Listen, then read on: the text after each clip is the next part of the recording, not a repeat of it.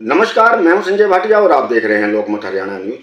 बहादुरगढ़ के पूर्व विधायक नफे सिंह राठी हत्याकांड में बेशक पुलिस ने 3 आरोपियों को गिरफ्तार कर लिया है, लेकिन इसके बाद भी अभी जो 2 मुख्य आरोपी हैं, 2 मुख्य शूटर हैं, वह पुलिस की गिरफ्त से बाहर हैं।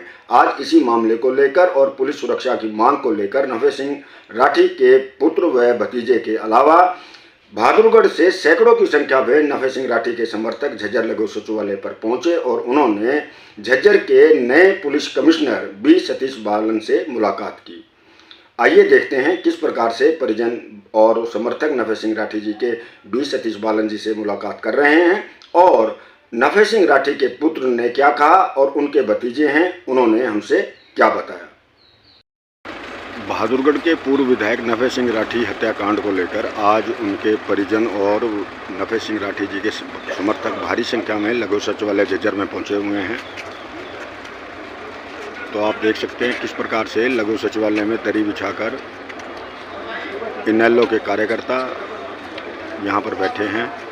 हमारे घर के सामने उतरे भी हैं, तो ये हमला हम आज तक ये नहीं समझ पा रहे सर। हमारी किसी को जात नहीं, हमारा उनसे कोई सरोकार समस्या हमें ये आ रही है कि सर हम अपने आप को सेफ कैसे रखें। मतलब हमारा जो आदमी वो जा लिया, लेकिन वो पकड़े नहीं गए, आगे का पता नहीं, पूरी हमें नहीं पता होती ना, हम जानना चाहते। लेकिन सर हमारे साथ न्याय मांगने के लिए आए हैं सर, आपसे हमारे साथ न्याय कर दो सर। बहुत जाती हुई है और गलत हुआ है सर हमारे साथ। तो कोई किसी का भी हत्या कोई सही नहीं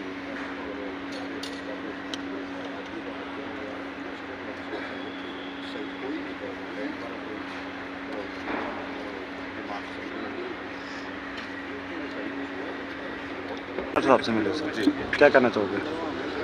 देखिए, हमारा तो यही कहना है, कमिश्नर साहब से मुलाकात हुई है हमारा सिर्फ एक ही एजेंडा है। जिन लोगों ने यह हत्या करवाई है, ये कोई आम मर्डर नहीं है, ये प्रॉपरली पॉलिटिकल फाइनेंस्ड मर्डर है। राजनीतिक तौर पर पैसे देकर ये करवाया गया मर्डर है। सबको समझ में आ रहा। मैं घर का अकेला नहीं, पूरा बहादुरगढ़ इस बात का गवाह है कि ये किसी एक आदमी का काम हो नहीं सकता और इसके पीछे जो साजिश करता है वे गिरफ्तार होने चाहिए। देखिए, हमारे चाचा जी की किसी से दुश्मनी नहीं थी जी, और जिन शूटरों ने ये काम किया हम उनको जानते तक नहीं जी, हम उनके चेहरे तक नहीं पहचानते।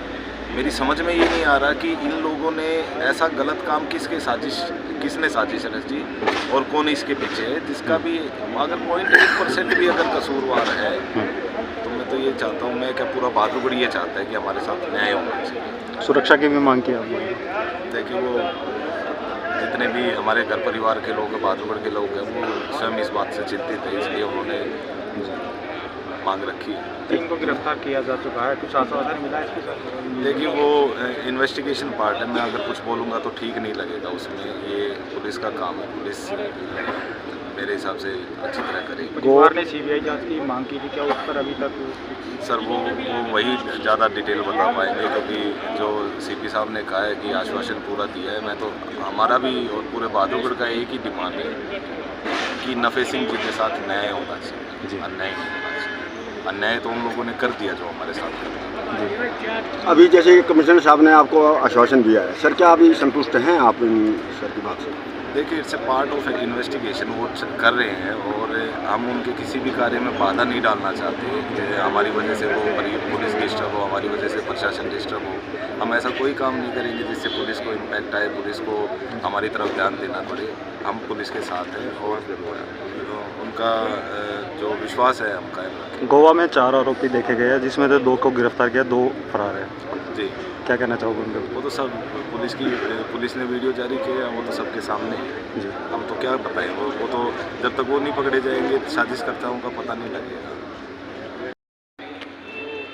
के साथ चलते थे, क्योंकि हमेशा ये कहते थे हमने किसी का बुरा नहीं कर रहे, हमने हर एक आदमी का भलाई कर रखा है।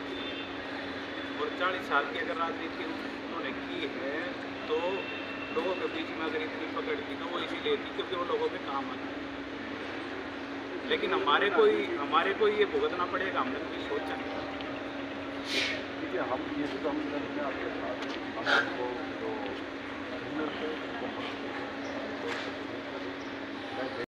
जल्द से जल्द जो भी आरोपी हैं और जो बाकी 2 बचे शूटर हैं उनको अरेस्ट किया जाए और इसको तुरंत प्रभाव से इसको खोला जाए इस गुत्थी को, क्योंकि आज तक हम यही नहीं समझ पाए कि ऐसा कौन हमारा इतना बड़ा दुश्मन था जो मेरे पिताजी को जान से मारना चाहता है। मेरे पिताजी तो लोगों के बैठ के बीच में अकेले भी चले जाते थे, क्योंकि उनको हमेशा इतना फ़ख्र था अपने लोगों के ऊपर कि भी मैंने किसी का बुरा नहीं किया तो मेरा कोई बुरा क्यों करेगा।